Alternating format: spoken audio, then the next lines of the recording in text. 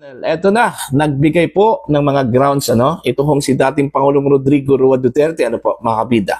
Kung bakit ayaw po niyang umattend sa nakatakdang confirmation hearing po niya Diyan po sa International Criminal Court sa The Hague, Netherlands mga kabida. Simula ngayong February 23 hanggang 27, 2026 At isa po sa mga rason, alright, ayaw po niyang kilalanin po ito pong jurisdiction po mga kabida ng International Criminal Court sa kanya mga kabida. Eto, babasahin ko lang po itong official statement po ng dating Pangulo at ito po ay inilabas kagabi po mga kabida. Okay?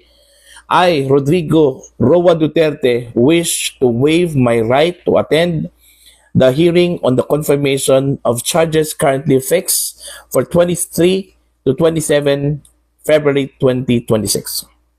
I understand the consequences of my waiving this right, which has been thoroughly explained to me by my lawyer or counsel, and I trust him and his team to challenge the sufficiency of the prosecutor's evidence on my behalf. I do not wish to follow these proceedings from outside the courtroom through the use of communications technology. An original copy of this waiver and my signature is in the hands of my lawyers. So dito pa lang sa first two paragraph po mga kabida, malinaw po na ayaw ho niyang sundan at umattend dito ho sa confirmation hearing. Okay? Ma-courtroom man o sa loob ng courtroom or sa labas po or doon sa kanyang selda, sa pamamagitan po ng paggamit ho ng mga communication devices, computer, cellphone, okay, para lang po panoorin yung kanya hong confirmation hearing po, mga kabida, po. Ito yung mga grounds po, mga kabida. My reasons are as follows. Ayan, ito. I do not recognize the jurisdiction of the International Criminal Court over my person.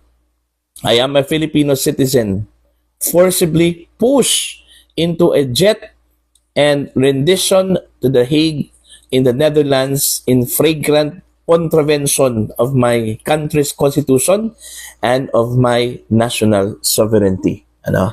So, hindi po niya kinikilala po yung jurisdiction po ng ICC sa kanya, mga kabida, dahil yung kanya hong pagpunta doon po sa The Hague, Netherlands, ay sa pilitan po yon, At malinaw daw na labag doon ho sa saligang batas po ng Pilipinas, mga kabida, at of course, sa national sovereignty. Kasi alam naman po natin na umalis na po tayo sa International Criminal Court, okay, nung 2019, at malinaw po na wala na akong jurisdiction po ang ICC sa Pilipinas, mga kabida, at unang-una, ang Pilipinas po ay isang sovereign country.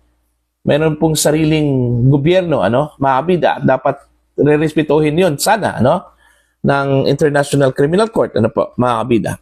Eto, tuloy po tayo.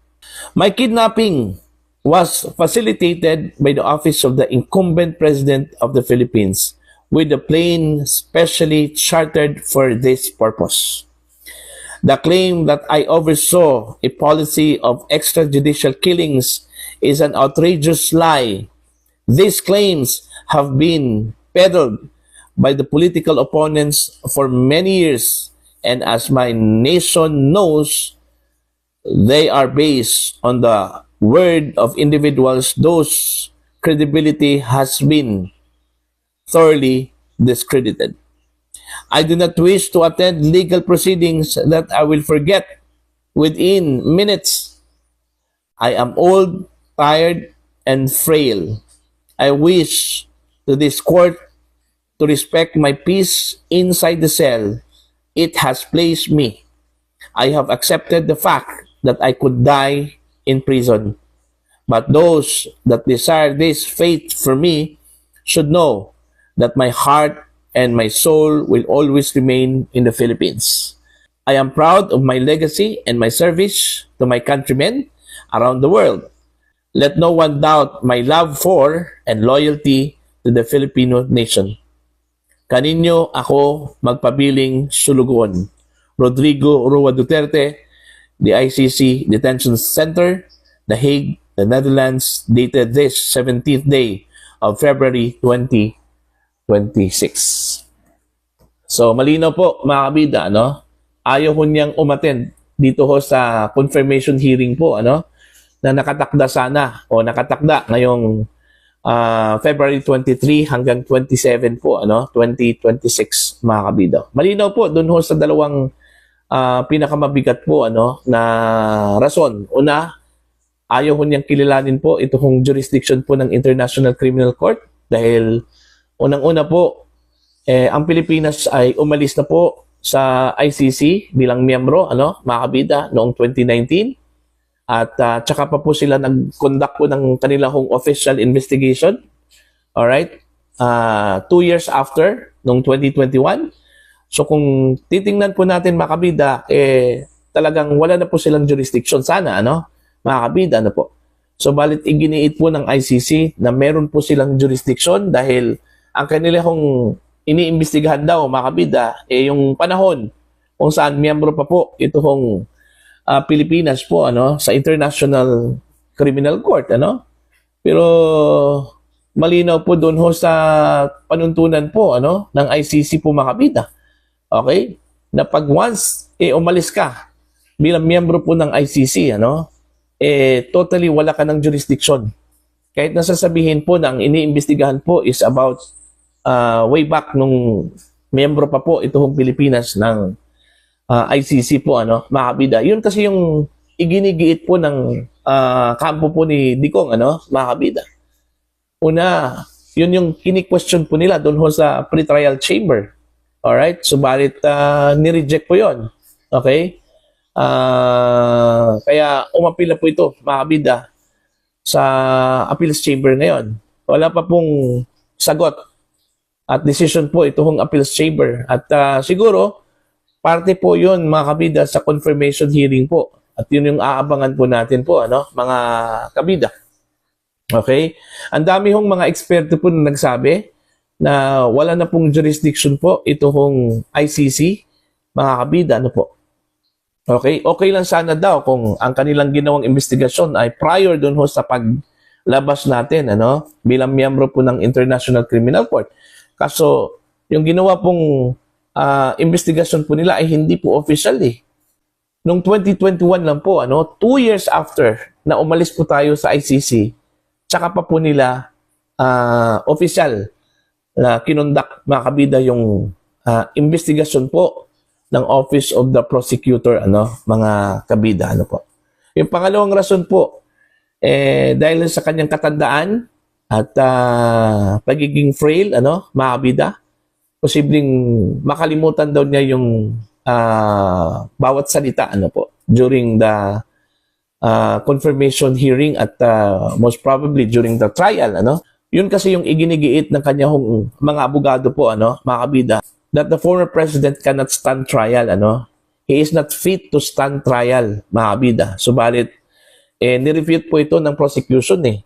Kaya kumuha po sila ng mga eksperto po, ano, para lang po suriin ng dating Pangulo.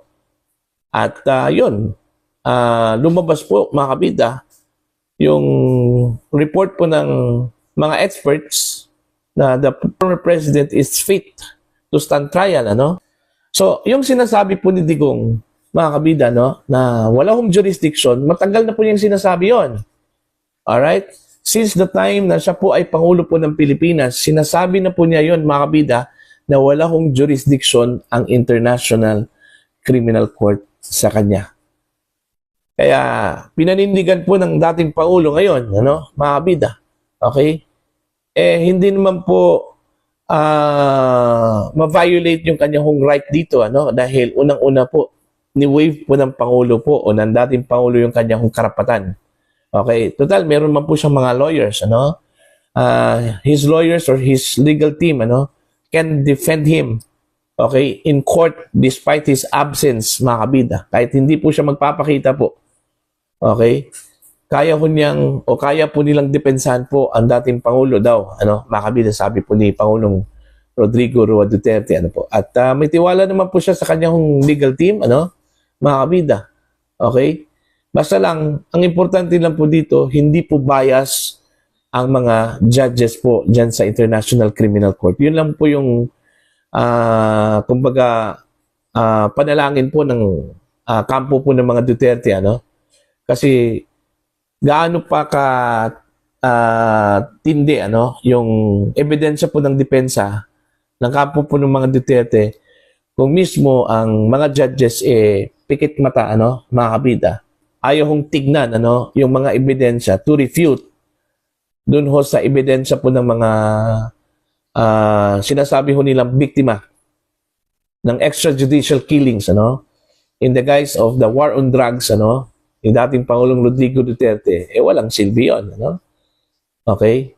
Hindi pa rin mapakikinggan po yung ebidensya ng dating Pangulo, ano, mga kabida. Yun lang yung worry Kasi may projection kasi mga kabida, no, na itong International Criminal Court ay highly politicized na po. Okay? Kung titingnan po natin yung mga motions ng defense, ano, halos lahat po mga kabida ibinasura, ano? Okay? Kumbaga parang may pattern na po, ano, na talagang gusto ho nilang i-convict ito hong si dating Pangulong Rodrigo Roa Duterte, ano? Yun kasi yung projection sa kanya Perception po, ano, ng outsiders po, ano, mga kabida. Na itong ICC po ay hinawakan po ng puwersa, ano, mga kabida. Puwersa na gusto hong idiin ito hong si dating Pangulong Rodrigo Duterte sa kanya hong crime against humanity po, ano, mga kabida, ano po.